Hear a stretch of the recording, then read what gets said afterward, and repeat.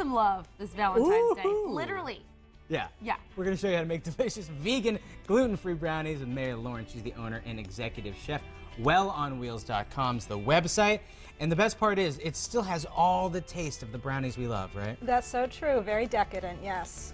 Decadent, sinful, perfect for Valentine's Day. Now these have a raspberry, how do you pronounce that? I have a raspberry coulis. Coulis. That is garnishing the plate, yes. So where do we want to start in making these treats? Well, we're going to start with the dry ingredients. So normally when you bake, you do a separate dry and a separate wet ingredient. Same thing with vegan cooking, vegan and gluten-free, but we're going to use a gluten-free flour. This is a garbanzo bean-based flour, so it's high in protein, Really? low in carbohydrates. You know what I always wondered? I don't know if you know the answer to this. I used an almond flour the other day. Yeah. Regular flour is not high in fat because it doesn't have anything, but almonds in and of themselves are high in fat, which would make the flour higher in fat, They right? do have fat, Okay. yes, but they also have calcium, they have fiber, so a lot of other good things as Cool, well. okay. So in addition to the flour, we're going to add some cocoa powder, and all of these, again, are vegan ingredients. Then we have, since we're taking the gluten out, we need to add something to bind it together, so I have xanthan gum, that's a substitute, and then I'm just doing some salt and some baking powder. The baking powder helps it rise a little bit. So I'm just going to give that a little stir. You don't need a lot of it either, right? No, just a little bit. And then we have the wet ingredients. So if you want to take over with the wet, we have some flaxseed mixed with water. This is our egg substitute, so ground flaxseed. So that it'll bind. Exactly, bind and yeah, hold everything together. As you can see, it kind of forms this gel-like like a batter. consistency, so it's almost like an egg. Yeah. So you want to add some sugar there. We Sugar. have How much sugar? Just pour all that in. Oh, all of it. Okay. Yeah. I asked the question And then because I'll let you do the stirring there too. I don't want to make any mistakes. Sure, Okay. so that's a vegan sugar, organic. You can get them in the health food store. Even you can get them in discount stores as well, so just mix that together. And then Okay. for the vanilla, if you want to just take the teaspoon. Okay. Good. And- We're not supposed to put this whole thing in, No, right? not the whole thing. Okay. That Just could have a been a mistake. teaspoon. I always ask Sure. questions because we've definitely thrown the whole thing in Sure. before when we weren't supposed to. Oh yeah, if I had a nickel. That was the saltiest soup I ever had. And that's just adding some more flavor. And then what I've done on the stove is I've melted some chocolate chips with coconut oil. So instead of using butter, I'm adding some richness and some oil with the coconut oil. So we'll just pour that in. This smells good. Yeah, so you almost get that Mounds Bar kind of Yeah, taste there it with does. the chocolate coconut. Have that smell. So just mix that together. Okay. And then once that gets combined, do I have to add this here? it will eventually Oh, come okay. in, yes. So then you can add the wet to the dry ingredients and just use that spatula if you can to Get it all all out. Right. It does. It feels like there's an egg in there. Yeah, It's interesting. it does have that consistency. So, and it's working the same way. And this is still really, you're not getting any of the fat, but you're getting the high fiber content, the high protein content. So this is where we need to add a little more water to get this batter to the right consistency. So you want to just pour, you may as well just go for it, put the whole thing in. Okay. So yeah, that's about 1/4 cup of oil. And of course the recipe is on the website. The nice part about this too is, yeah, there's fat in here, but it's all the good fats. It is good fat, and you get really, it's the kind of fat that helps with your heart and your immune system. So we have omega-3 oils in here from the flaxseed. So now we're going to add a little bit of extra chocolate chips Ooh. in there. So this is like a double chocolate brownie. All of them? All of them go Okay, in dump there, them yeah. right in. So it's as simple as that. It comes together that quickly. And then this is going to go into, Here, I'll bring it over thank for you. you, make it easy for me.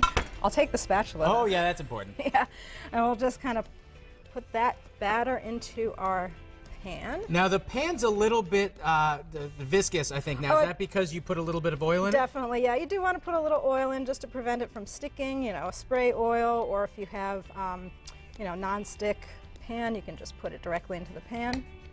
So I'm just going to set that aside, and then as you can see, just really nice smooth batter. Spread it out evenly. So this is vegan and gluten-free. Vegan and gluten-free. And delicious. And chocolatey and delicious, and it's going to be high in antioxidants too. Chocolate is one of those superfoods, so high in antioxidants. It gives you energy, of course, gives you stamina. If you want to, you know, modify this in any way, sometimes I add cinnamon. Cinnamon is a nice warming spice and also good for the heart. So you want to think heart health for Valentine's Day, all of those things. So then this just goes into a 350-degree oven for about 20 to 25 minutes, and it bakes really quickly. Very cool. So this is going to warm our heart. Later in the show, we're going to make the sauce for it, and we're going to need our heart to be really warm because it's... We're back in the kitchen to finish up these vegan gluten-free brownies with Mary Lawrence, owner and executive chef from WWLP.com. And we've already finished the brownies. It smells like fresh baked brownies in here. It does. Super chocolatey, super rich and delicious, yeah. And so we just pulled this one out of the oven. We're going to finish it up. We're going to make the raspberry coulis sauce now. Well, we're going to demonstrate how to plate with the raspberry coulis sauce. Cool. And it's really simple. You can use fresh raspberries, you can use frozen raspberries, or raspberry jam, really. That, maple syrup, a little bit of water, pureed in the blender. I like to put it in a squeeze bottle because it makes things fun. And we're going to nominate you to decorate the plate in a minute. Okay. But I'll show you what I've done. So I've just taken a brownie, cut it. I'm going to decorate it with a little bit of powdered sugar. But what I did was just take a simple cookie cutter, heart-shaped cookie cutter. I put aluminum foil on it. And I'm going to put the cookie cutter right there in the center.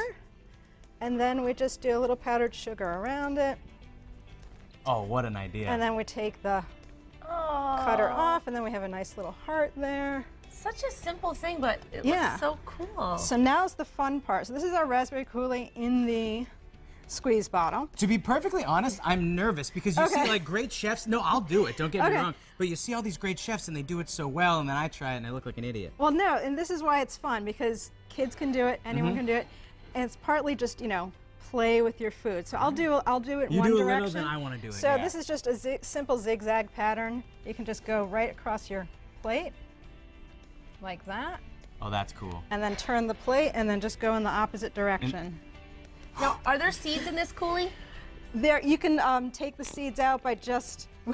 I'm out. I just ruined it. I just ruined it. There's no, you did such a good job, and I've ruined it. There Look we at go. that. That's what Seth I think it was the today. sound that ruined it. But then here's the thing. That's so You've got it like un-Valentine's. that, and then you can just take a little raspberries. This is how you cover up any of those little extra Oh, there we go. squirts. Because everyone likes some fresh berries, super high antioxidants. Now, if you want to get really fancy, what we're looking at right now is something like that. Yeah, so that's a double-decker chocolate brownie with a maple bourbon cream cheese in the middle.